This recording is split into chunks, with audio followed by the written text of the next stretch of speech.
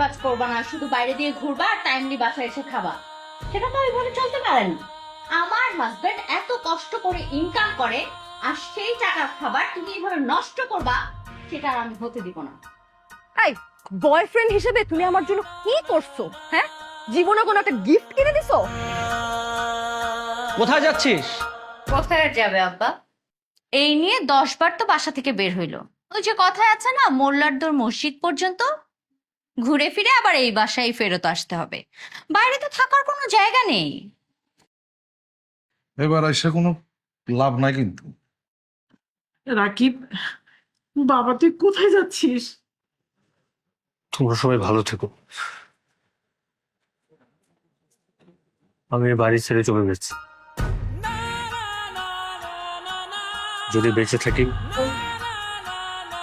আবার তোমাদের সবার সাথে দেখা হবে, আর যদি কখনো দেখা না হয় তবে ভেবে নেবে আমি আর বেঁচে নেই। মা, জানি আমি ছোটবেলা থেকে এখন পর্যন্ত তোমাকে অনেক কষ্ট দিচ্ছি, তুমি আমাকে মাফ করে দিবে।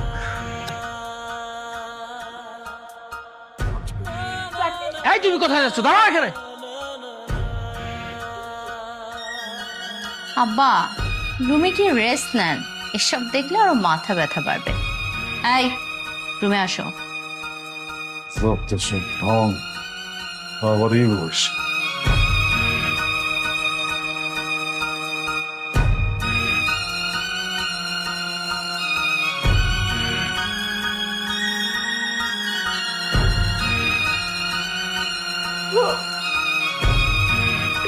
রাকিব,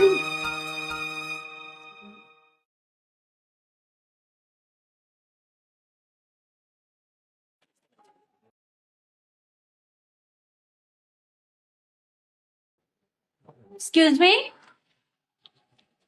এই কে আপনি? কাকে চান? আরে কি আশ্চর্য, কথা বলছেন না কেন? আপনি কাকে চান?